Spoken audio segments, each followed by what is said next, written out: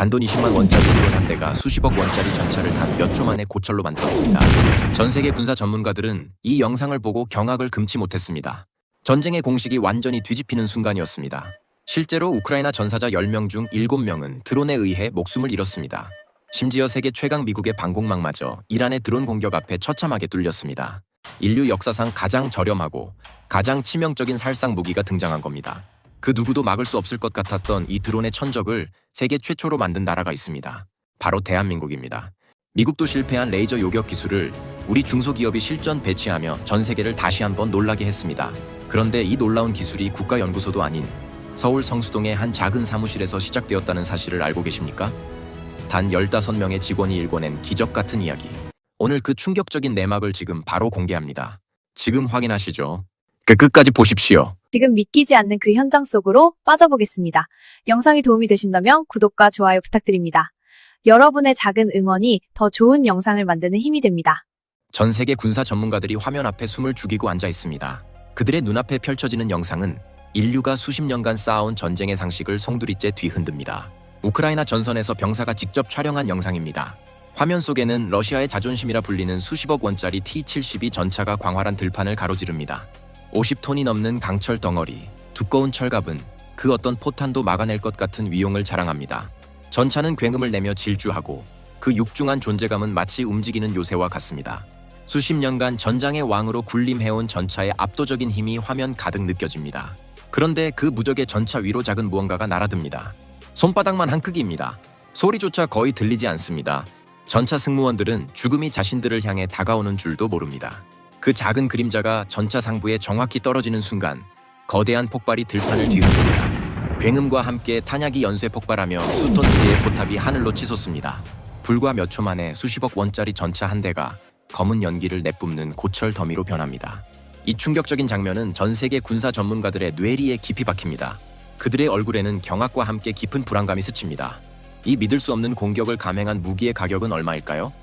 단 400달러, 우리 돈으로 50만 원입니다. 1인칭 시점 드론이라 불리는 FPV 드론입니다. 원래는 레이싱용으로 개발된 민간 드론입니다. 여기에 폭탄 하나를 달아 살상 무기로 변모시킨 것입니다. 조종사는 고글을 쓰고 드론 시점에서 전차의 약점을 직접 겨냥합니다. 마치 비디오 게임을 하듯 50만 원짜리 드론이 수십억 원짜리 전차를 단숨에 끝낸 것입니다. 이 영상은 전쟁의 가성비가 완전히 뒤집혔음을 전 세계에 선언합니다. 그동안 전쟁의 승패는 누가 더 비싼 무기를 가졌느냐에 달려 있었습니다. 전차, 전함, 전투기 등 강대국들이 수십조 원을 쏟아부어 만든 거대한 무기들이 전장의 주인이었습니다. 하지만 50만 원짜리 드론 하나가 그 모든 믿음을 산산조각냅니다. 전쟁의 공식이 바뀌는 순간입니다.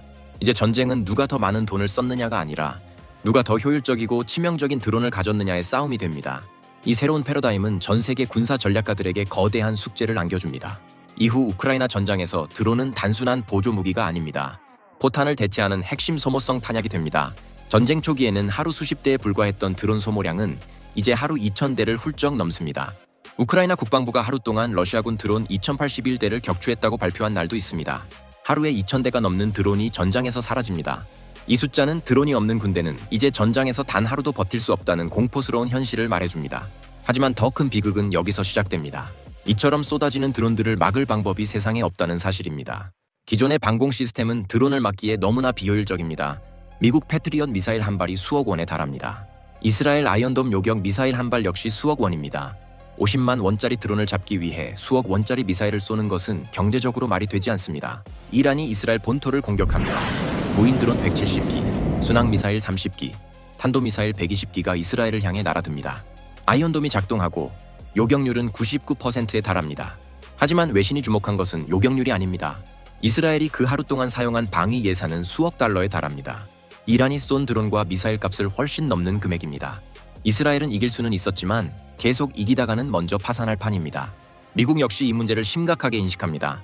홍해에서 후티 반군의 드론과 미사일 위협을 방어하는 데 10억 달러가 넘는 탄약 비용을 투입합니다. 문제는 막을 수 있느냐가 아닙니다. 얼마나 낮은 비용으로 얼마나 오랫동안 버틸 수 있느냐의 문제입니다. 하지만 그 해답은 어디에도 없습니다. 전 세계가 답을 찾고 있습니다. 드론을 막을 수 있는 무기가 절실합니다. 그것도 싸게, 드론보다 싸거나 비슷한 비용으로 드론을 잡을 수 있는 무기가 필요합니다. 모두가 불가능하다고 고개를 젓습니다. 하지만 그 절망적인 상황 속에서 한 줄기 빛이 나타납니다. 그 답을 찾은 곳은 놀랍게도 대한민국입니다. 그것도 대기업이 아닙니다. 서울 성수동에 있는 작은 스타트업입니다. 카이스트 출신 청년들이 만든 회사입니다. 직원이 몇십 명밖에 되지 않는 그 작은 회사가 전 세계가 찾던 해답을 만들어냅니다. 그 이야기가 지금부터 시작됩니다. 전쟁의 판도를 바꿀 대한민국의 기적, 그 서막이 열립니다. 이 위험한 일을 드론이 대신해야 한다. 사람이 갈 수 없는 곳을 드론이 안전하게 갈 수 있다는 확신이었습니다. 하지만 풍력 발전기 근처는 드론에게 지옥과 같은 환경입니다. 엄청난 돌풍이 불어 웬만한 드론은 자세조차 잡지 못하고 추락합니다. 게다가 거대한 강철 구조물 근처에서는 위성 항법 장치 GPS 신호가 교란되고 통신 장애가 빈번합니다. 조종사가 직접 조종하는 방식으로는 절대 성공할 수 없는 환경이었습니다. 여기서 니어스랩은 남들과 다른 길을 택합니다. 드론에게 지능을 넣기로 한 것입니다. 사람이 조종하지 않아도 드론 스스로 바람을 이겨내고 GPS 신호 없이도 자신의 위치를 파악하며 목표물을 찾아가는 인공지능 자율비행 기술입니다. 통신이 끊겨도 드론은 멈추지 않습니다. 스스로 판단하고 비행합니다. 초당 수십 번의 자세 제어를 통해 돌풍이 불어도 0.1초 만에 자세를 바로잡습니다. 목표물에 접근하면 인공지능이 카메라로 주변 환경을 분석하며 스스로 판단합니다. 마치 살아있는 생명체처럼 움직이는 드론을 만든 것입니다. 니어스랩은 풍력 발전기 점검 시장에 본격적으로 뛰어듭니다. 그들의 기술은 곧바로 세계의 주목을 받습니다. 세계 최대 풍력 발전기 제조사인 지멘스 가메사, 베스타스, GIGE 에너지가 모두 니어스랩의 기술을 채택합니다. 대한민국 스타트업이 만든 기술이 전 세계 30개 나라 이상의 하늘을 점령합니다. 니어스랩의 매출 80%가 해외에서 발생합니다. 한국에서 만든 기술이 해외에서 더 많이 팔리는 회사가 된 것입니다. 창업 이후 매년 매출이 2배씩 성장하는 기염을 토합니다. 니어스랩은 단순한 드론 회사가 아닙니다. 그들은 인공지능 자율비행이라는 핵심 기술을 통해 인류의 위험을 대신하는 솔루션을 제공합니다. 사람이 목숨을 걸어야 했던 일을 드론이 안전하게 수행하며 산업 현장의 효율성을 혁신합니다. 그들의 기술은 이미 전 세계 풍력 발전기 시장의 표준이 됩니다. 하지만 그들의 운명을 바꿀 거대한 사건이 다가옵니다. 우크라이나 전장에서 들려온 소식이었습니다. 드론이 전쟁의 판도를 바꾸고 있다는 충격적인 소식이었습니다. 최재혁 대표는 우크라이나 전장에서 드론이 쏟아지는 영상을 보며 확신합니다. 우리가 풍력 발전기에서 쌓은 기술이 바로 저 전장의 해답이다. 적의 드론을 막으려면 전파 방해를 해야 하지만 적이 인공지능을 넣으면 소용없습니다. 결국 드론을 잡는 가장 완벽한 방법은 드론으로 드론을 직접 격추하는 것입니다. 그것도 통신 없이 인공지능이 스스로 추적해서 말입니다. 이것이 바로 카이든의 탄생 배경입니다. 니어스랩은 방산 사업에 뛰어듭니다. 이미 가지고 있는 인공지능 자율비행 기술을 무기에 적용하기로 결정합니다. 풍력 발전기 근처에서 돌풍 속에서도 흔들리지 않고 목표물을 추적하던 그 기술이 이제 전장으로 향합니다. 카이든이 태어나는 순간입니다. 카이든이라는 이름에는 깊은 의미가 담겨 있습니다. KAIDEN 카이든. KK는 한국을, AI는 인공지능을, DND는 소굴을 뜻합니다. 한국의 인공지능이 만든 소굴, 그것이 카이든의 이름입니다. 하지만 카이든을 만드는 과정은 결코 쉽지 않습니다. 풍력 발전기 점검과 전장은 완전히 다른 환경입니다. 풍력 발전기는 그 자리에 고정되어 있지만 전장의 드론은 시속 200km가 넘는 속도로 날아다니며 예측 불가능한 회피 기동을 펼칩니다. 그 움직이는 목표물을 정확히 잡아야 합니다. 여기서 수백 번의 실패가 시작됩니다. 하지만 니어스랩에는 이미 강력한 무기가 있습니다. 바로 실패의 경험입니다. 풍력 발전기 점검 드론을 만들면서 바람이 달라질 때마다 드론이 목표물을 놓쳤던 경험, 그때마다 코드를 수정하고 데이터를 쌓았던 경험이 카이든을 만드는 밑거름이 됩니다. 최재혁 대표는 말합니다. 결국 조종이 아니라 지능이 담기고 거기서 성능이 나오는 것입니다. 임무만 주면 인공지능이 알아서 완수하고 돌아오는 구조, 방산도 풍력도 똑같습니다. 그의 말은 현실이 됩니다. 니어스랩의 인공지능 자율비행 기술은 이제 전장의 판도를 바꿀 준비를 마칩니다. 다음 장에서는 카이든이 직면할 처절한 기술적 난관과 그것을 극복하는 연구원들의 사투가 펼쳐집니다. 서울 성수동의 니어스랩 사무실, 팀원들이 한자리에 모입니다. 최재혁 대표가 화면을 가리키며 선언합니다. 우리의 다음 목표는 드론을 잡는 드론입니다. 팀원들 사이에 침묵이 흐릅니다. 드론 요격이라는 말은 들어봤지만 드론으로 드론을 직접 잡는다는 것은 차원이 다른 이야기입니다. 당시까지 드론을 막는 방법은 크게 두 가지였습니다. 하나는 전파 방해입니다. 조종사가 보내는 신호를 교란해 드론을 무력화하는 방식입니다. 하지만 적이 인공지능을 탑재해 통신 없이 날아오는 드론을 만든다면 무용지물입니다. 이미 우크라이나 전장에서는 그런 똑똑한 드론들이 속속 등장하고 있습니다. 다른 하나는 요격 미사일입니다. 하지만 이는 너무나 비쌉니다. 한 발에 수억 원에 달하는 미사일로 50만 원짜리 드론을 잡는 것은 경제적으로 지속 불가능한 전쟁입니다. 그래서 니어스랩은 제3의 길을 선택합니다. 드론과 비슷한 가격의 드론으로 적을 잡는 것입니다. 인공지능이 스스로 적 드론을 추적하고 직접 충돌에 격파하는 방식입니다. 전파 방해가 소용없고 미사일처럼 비싸지도 않습니다. 이것이 바로 카이든의 핵심 개념입니다. 하지만 개념을 실제 무기로 만드는 과정은 가시밭길입니다. 하늘을 시속 150km로 날아가는 물체를 상상해 보십시오. 그 물체는 갑자기 방향을 틀고 급강하하며 예측 불가능한 회피 기동을 펼칩니다. 그 드론을 또 다른 드론이 끝까지 쫓아가서 정확히 충돌해야 합니다. 그것도 통신 없이 인공지능 혼자서 말입니다. 연구원들 앞에는 4가지 거대한 장벽이 버티고 서 있습니다. 첫 번째는 인식의 문제입니다. 하늘에는 드론만 있는 것이 아닙니다. 새도 있고 비행기도 있으며 흘러가는 구름도 있습니다. 인공지능이 그 수많은 물체 중에서 적 드론만을 100% 정확하게 골라내야 합니다. 만약 새를 드론으로 오인해 쫓아간다면 그 즉시 임무는 실패입니다. 두 번째는 추적의 문제입니다. 적 드론이 방향을 바꾸면 찰나의 순간에 따라붙어야 합니다. 배경이 푸른 하늘에서 어두운 땅으로 갑자기 바뀌어도 목표물을 놓쳐서는 안 됩니다. 구름이 지나가며 빛의 세기가 달라져도 인공지능의 눈은 목표물에 고정되어야 합니다. 세 번째는 속도의 문제입니다. 판단하는 데 시간이 걸리면 이미 늦습니다. 빠른 드론은 인공지능이 고민하는 그 몇 초 사이에 이미 시야에서 사라집니다. 실시간으로 보고 실시간으로 판단하며 실시간으로 비행 제어가 이루어져야 합니다. 마지막 4번째는 무게와 연산의 모순입니다. 인공지능 연산을 빠르게 처리하려면 고성능 칩이 필요합니다. 하지만 고성능 칩은 무겁고 전력을 많이 소비합니다. 드론이 무거워지면 비행 시간이 줄어들고 기동성이 떨어집니다. 가벼우면서도 압도적으로 빠른 연산 능력. 이 2마리 토끼를 동시에 잡아야 합니다. 연구팀은 이 불가능해 보이는 과제를 해결하기 위해 매달립니다. 데이터를 긁어 모으기 시작합니다. 드론 비행 영상 3,000개, 새의 비행 영상 2,000개를 수집합니다. 인공지능에게 가르칩니다. 이것이 드론이다. 이것은 새다. 수천 번, 수만 번의 학습이 반복됩니다. 인공지능은 거북이 걸음처럼 천천히 배웁니다. 처음에는 10번 중 6번을 맞춥니다. 그 다음에는 7번, 그리고 8번으로 정확도가 올라갑니다. 마침내 9번까지 도달합니다. 실험실 안에서는 박수가 터져 나옵니다. 하지만 최재혁 대표의 표정은 어둡습니다. 실전에서 한 번의 오차는 곧 패배를 의미하기 때문입니다. 실험실에서는 합격일지 몰라도 전장에서는 불합격입니다. 목표는 오직 하나, 10번 중 10번 모두 성공하는 것입니다. 연구팀은 다시 자신들을 몰아붙입니다. 야외 시험이 시작됩니다. 실험실에서 성공했다고 야외에서 성공하는 것이 아닙니다. 실험실은 빛이 일정하고 바람이 없지만 야외는 냉혹한 현실입니다. 시시각각 변하는 햇빛, 구름이 지나가며 생기는 그림자, 그리고 드론을 사정없이 흔들어대는 돌풍이 기다리고 있습니다. 첫 번째 야외 시험, 드론이 힘차게 날아오릅니다. 목표물을 향해 돌진하던 찰나, 구름이 태양을 가립니다. 빛이 달라지자 인공지능이 당황합니다. 목표물을 놓친 드론이 엉뚱한 방향으로 날아가 버립니다. 연구원의 노트에 적힙니다. 빛 변화 대응 알고리즘 수정 필요. 두 번째 시험에서는 빛 문제를 해결합니다. 하지만 이번에는 바람이 앞길을 막습니다. 강한 바람에 드론이 요동칩니다. 카메라가 흔들리자 인공지능의 시야가 흐려집니다. 다시 목표물을 놓칩니다. 노트에는 또 다른 과제가 적힙니다. 흔들림 보정 로직 추가 필요. 세 번째, 네 번째, 다섯 번째 시험이 꼬리에 꼬리를 묻니다. 하나의 구멍을 막으면 옆에서 또 다른 구멍이 생기는 형국입니다. 하지만 연구원들은 멈추지 않습니다. 실패할 때마다 데이터는 쌓이고 카이든의 지능은 조금씩 더 날카로워집니다. 그러던 어느 날 야외 시험 도중 기이한 현상이 발생합니다. 목표 드론이 급강하하며 배경이 땅으로 바뀌자 인공지능이 잠시 혼란에 빠집니다. 그런데 그 순간 카이든이 하늘을 날던 새를 목표물로 잡고 추격하기 시작합니다. 팀원들은 절망합니다. 드론이 새를 쫓으면 어떡합니까? 하지만 최재혁 대표는 그 장면에서 희망을 봅니다. 아닙니다.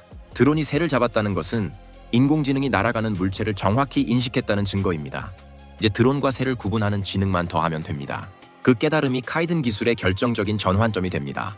드론은 직선으로 날다 급격히 꺾이지만 새는 날갯짓을 하며 부드럽게 곡선을 그립니다. 그 미세한 차이를 인공지능에게 학습시킵니다. 모양과 패턴을 동시에 분석하는 고도화된 알고리즘이 완성됩니다. 이를 해결하는 데만 꼬박 석 달이 걸립니다. 그리고 마침내 카이든이 비행 중인 고전깃 드론을 격추하는 데 성공합니다. 시속 60km로 날아가는 표적을 정확히 타격한 것입니다. 이는 시작에 불과합니다. 이제 카이든 앞에는 더 거대한 도전이 기다리고 있습니다. 경기도의 넓은 야외 시험장, 팽팽한 긴장감이 감돕니다. 국방부 장관배 드론봇 챌린지 본선이 열리는 날입니다. 이번 대회는 예년과 다릅니다. 사상 처음으로 공격 드론 분야가 신설되었기 때문입니다. 드론봇 챌린지는 단순한 기술 경연 대회가 아닙니다. 국방부가 주최하고 드론 작전 사령부가 직접 주관하며 여기서 거둔 성적은 곧바로 군 전력화와 직결됩니다. 대한민국 방산 기업들에게는 생존이 걸린 가장 중요한 무대입니다. 특히 공격 드론 분야는 차원이 다른 기술력을 요구합니다. 상금도 다른 종목의 2배 이상입니다. 그만큼 어렵고 위험한 과제들이 산적해 있습니다. 그 중에서도 백미는 킬러 드론 종목입니다. 접근하는 적 드론을 무력화하기 위해 1km 이상을 추적, 비행한 뒤 빠르게 움직이는 고정익 드론을 스스로 탐지하고 제압해야 합니다. 고정익 드론은 날개가 고정되어 있어 시속 100km가 넘는 속도로 날며 교묘한 회피 기동을 펼칩니다. 이 움직이는 표적을 잡아야 합니다. 니오스 랩이 카이든을 들고 당당히 출전합니다. 무게 2.8kg, 가로 세로 45cm의 작은 체구입니다. 멀리서 보면 장난감처럼 보일 정도입니다. 하지만 그 안에는 전 세계 어디에도 없는 비전 인공지능이 탑재되어 있습니다. 시험이 시작됩니다. 목표 드론이 발사대를 박차고 솟구칩니다. 시속 150km의 가공할 속도로 하늘을 가릅니다. 소형 드론으로서는 한계치에 가까운 속도입니다. 카이든이 그 뒤를 쫓아 날아오릅니다. 인공지능이 깨어납니다. 목표물을 단숨에 포착합니다. 카이든의 모터가 굉금을 내며 시속 250km까지 속도를 끌어올립니다. 목표 드론보다 훨씬 빠릅니다. 거리가 순식간에 좁혀집니다. 그때 목표 드론이 갑자기 방향을 틉니다. 실전에서 적 드론이 사용하는 급격한 회피 기동입니다. 하지만 카이든은 흔들리지 않습니다. 인공지능이 찰나의 순간에 경로를 재계산합니다. 방향이 바뀌어도 끝까지 물고 늘어집니다. 마침내 격추 위치에 도달합니다. 결과는 압도적이었습니다. 국내외 유수의 기업들을 제치고 공격 분야 1위를 차지합니다. 국방부 장관상인 최우수상을 거머쥡니다. 드론 작전사령부 관계자들은 경악합니다. 자율비행과 자세 제어 기술로 공중 표적에 안정적으로 접근하는 모습이 경이롭다는 찬사가 쏟아집니다. 이어진 군집 드론 종목에서도 에이든과 카이든이 팀을 이루어 목표물을 정확히 타격하며 또다시 최우수상을 받습니다. 전 종목 석권입니다. 대한민국군이 카이든의 성능을 공식 인정한 것입니다. 하지만 이것은 시작에 불과합니다. 더 큰 시험이 기다리고 있습니다. 겨울에 찬바람이 불어오는 들판, 발사대 앞에 낯선 외국인들이 서 있습니다. 미국 방산업체 L3 해리스 테크놀로지스의 임원들입니다. 세계 최대 방산업체 중 하나이자 미 국방부의 핵심 파트너인 그들이 한국의 작은 들판까지 날아온 이유는 명확합니다. 카이든의 실체를 직접 확인하기 위해서입니다. 실사격 시험이 시작됩니다. 카이든이 하늘로 솟구칩니다. 목표물이 나타나자 카이든은 한치의 망설임도 없이 돌진합니다. 목표물이 급강하하며 필사적으로 도망치지만 카이든의 인공지능은 이미 그 경로를 읽고 있습니다. 거리가 0m가 되는 순간 거대한 충돌음이 들판에 울려 퍼집니다. 단 한 발이었습니다. L3 해리스 임원들은 서로를 쳐다보며 고개를 끄덕입니다. 완벽합니다. 한 발로 목표를 완전히 제거했습니다. 대한민국의 작은 중소기업이 만든 드론이 세계 최대 방산 거물의 마음을 사로잡는 순간입니다. 니오스랩 관계자는 단호하게 말합니다. 이제 전력화 준비는 끝났습니다. 대회 최우수상으로 시작된 여정은 이제 세계 무대로 향합니다. 그 다음 무대는 더 뜨겁고 더 치열한 곳입니다. 실제로 드론이 빗발치는 전장 바로 옆 중동입니다. 전 세계가 이제 카이든의 이름을 부르기 시작합니다. 중동의 하늘은 지금 소리 없는 공포에 휩싸여 있습니다. 이란이 사우디아라비아를 향해 무차별적인 드론 공격을 퍼붓습니다. 그 선봉에 선 것은 샤헤드 136 자폭 드론입니다. 대당 가격이 불과 3만 달러, 우리 돈으로 약 3,500만 원에 불과한 저렴한 무기입니다. 하지만 이 작고 싼 드론대가 새까맣게 몰려오면 막아낼 방법이 마땅치 않습니다. 현재로서는 패트리엇 미사일을 쏘아 올리는 것이 유일한 방어책입니다. 하지만 패트리엇 한 기의 가격은 60억 원에서 90억 원에 달합니다. 고작 3,500만 원짜리 드론을 잡기 위해 90억 원짜리 미사일을 소모해야 하는 기막힌 상황입니다. 이런 식의 소모전은 아무리 돈이 많은 산유국이라도 버텨낼 재간이 없습니다. 사우디아라비아는 다급해집니다. 가성비가 뛰어난 새로운 방패를 찾아 전 세계를 헤매기 시작합니다. 그들의 시선이 한국으로 향합니다. 처음에는 천궁을 원합니다. 패트리엇보다 훨씬 저렴하면서도 성능은 비슷한 한국산 중거리 지대공 유도미사일입니다. 가격은 패트리엇의 4분의 1 수준입니다. 하지만 사우디아라비아와 아랍에미리트는 곧 또 다른 한국 무기에 눈을 돌립니다. 바로 카이든입니다. 이란의 자폭 드론을 막으려면 미사일이 아니라 요격 드론이 필요합니다. 우크라이나가 수출하는 스팅이라는 요격 드론이 대안으로 떠오릅니다. 대당 약 2,100달러로 저렴하고 사거리도 25km에 달합니다. 하지만 치명적인 문제가 있습니다. 우크라이나는 지금 참혹한 전쟁의 한가운데 있습니다. 자국에서 소모되는 드론의 수요조차 감당하기 벅차 수출할 여력이 턱없이 부족합니다. 바로 그때 카이든이 중동 국가들의 눈에 들어옵니다. 카이든은 우크라이나의 스팅보다 훨씬 우수한 성능을 인정받으며 단숨에 판도를 뒤집습니다. 국내 방산업계 최초로 1,000만 달러 수출 실적을 달성하는 기염을 토합니다. 우리 돈으로 약 140억 원입니다. 방산 스타트업이 첫 해에 달성한 수출 실적이라고는 믿기 힘든 놀라운 숫자입니다. 어떻게 이런 기적이 가능했을까요? 카이든에게는 다른 어떤 드론도 따라올 수 없는 압도적인 강점이 있습니다. 무게 2.8kg의 카이든 블록 1은 시속 250km로 하늘을 가릅니다. 아군 레이더가 제공한 좌표를 향해 쏜살같이 날아간 뒤 목표물 방향 1km 이내에 진입하면 비전 인공지능이 눈을 뜹니다. 적 드론을 스스로 식별하고 쫓아가서 그대로 충돌해 파괴합니다. 결정적인 차이는 바로 여기에 있습니다. 우크라이나의 드론은 조종사가 직접 화면을 보며 원격으로 조종해야 합니다. 적이 통신을 교란하면 속수무책으로 추락하고 맙니다. 하지만 카이드는 다릅니다. 인공지능이 스스로 판단하고 추적하며 타격합니다. 통신이 끊겨도 적이 전파 방해를 시도해도 카이드는 멈추지 않습니다. 이것이 바로 카이든이 중동 하늘의 구원자로 떠오른 핵심 이유입니다. 사우디아라비아와 아랍에미리트가 카이든 도입에 열을 올리기 시작합니다. 하지만 카이든의 무대는 중동에만 머물지 않습니다. 미국 국방수권법에 따라 미국 내 중국산 드론 사용이 전면 제한된 상황. 카이든은 중국산 부품을 단 하나도 사용하지 않아 미국 수출에 절대적으로 유리하며 애초에 미군 납품 규격에 맞춰 개발되었습니다. 미국이 중국산 드론을 퇴출시키며 생긴 거대한 공백을 대한민국의 카이든이 완벽하게 채워넣고 있습니다. 니오스랩은 미국 방산 전문 매체 디펜스 포스트가 발표한 세계 100대 드론 방산기업에 당당히 이름을 올립니다. 록히드 마틴, BAE 시스템스, 프랑스 탈레스 그룹 등 이름만 들어도 압도적인 글로벌 방산 거인들과 어깨를 나란히 한 것입니다. 카이스트 출신 청년들이 서울 성수동의 작은 사무실에서 시작한 회사가 이뤄낸 기적입니다. 니오스랩은 미국 드론 기업 레드캣 홀딩스와 손잡고 미국 방산 시장 진입에 가속도를 냅니다. 미국 방산 기업의 임원들이 직접 니오스랩 본사를 찾아옵니다. 세계 최강 미국의 방산 기업이 한국의 스타트업을 찾아와 고개를 숙이는 믿기 힘든 광경이 펼쳐집니다. 카이든과 자이든은 출시 1년 만에 중동을 포함한 여러 나라에 수출되며 실제 전장 환경에서의 운용성을 완벽하게 입증합니다. 이란의 공습으로 막대한 피해를 입은 걸프 국가들은 방공 전력의 공백을 메우기 위해 미국 중심의 무기 조달망에서 벗어나 한국으로 눈을 돌립니다. 월스트리트 저널은 미국 방산업계가 수요를 감당하지 못해 잠재 수주를 한국에 빼앗길 위험에 직면하고 있다고 보도합니다. 세계 최강 미국조차 막아내지 못한 드론의 위협을 대한민국의 작은 중소기업이 막아내고 있는 것입니다. 원래 풍력 발정이 날개를 점검하던 평화로운 드론 기술이었습니다. 그 기술이 전장으로 향했고 이제 전 세계가 그 기술을 사기 위해 줄을 서고 있습니다. 그런데 이 거대한 이야기의 중심에 있는 가장 중요한 사람을 우리는 아직 만나지 못했습니다. 바로 이 모든 것을 시작한 사람 최재혁입니다. 두 청년이 마주 앉아 있습니다. 고등학교 시절부터 카이스트 항공우주공학과 학부와 대학원까지 함께 다닌 오랜 친구 최재혁과 정영석입니다. 각자 사회생활을 4년 정도 하며 큰 프로젝트를 마친 뒤 모처럼 술잔을 기울이던 날, 두 사람은 약속이나 한 듯 창업을 결심합니다. 주변에서는 모두가 뜯어말립니다.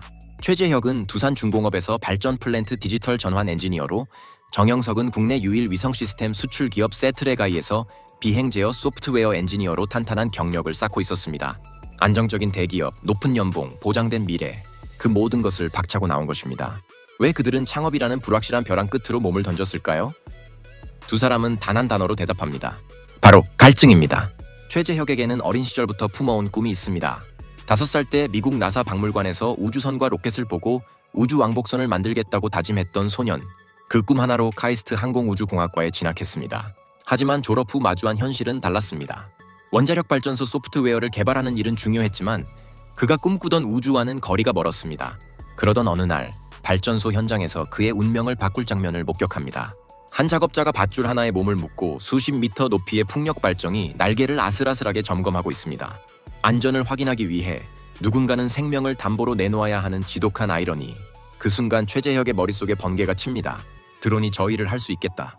300m 상공의 위험천만한 작업을 사람이 가지 못하는 곳을 드론이 대신할 수 있다는 확신. 세상을 바꿀 위대한 비행은 바로 그 밧줄에 매달린 작업자를 바라보던 순간 시작되었습니다. 전 세계 방산업계에 충격적인 소식이 전해집니다. 미국에서 발표가 났습니다. 미국 육군의 방산 장비를 공급하는 거대 기업 MSI 디펜스. 그들이 파트너십을 체결했다고 밝힙니다. 상대방은 누구였을까요? 모두의 예상을 깨고 그 주인공은 바로 대한민국 중소기업 니어스랩이었습니다. 이 파트너십 체결에 따라 니어스랩의 카이든이 MSI 디펜스가 개발한 이글스 안티 드론 시스템에 전격 통합됩니다. 이글스는 단순한 방어체계가 아닙니다. 레이더가 적 드론을 탐지하면 70mm 유도 미사일 발사 시스템이 자동으로 연동되어 요격하는 미국 육군의 최첨단 방어 시스템입니다. 그 핵심 시스템 안에 카이든이 들어간 것입니다. 카이든은 시속 250km 이상으로 고속 비행하며 적 무인기를 발견하는 즉시 빠르게 날아가 직접 요격하는 능력을 갖추고 있습니다. 이것이 핵심입니다.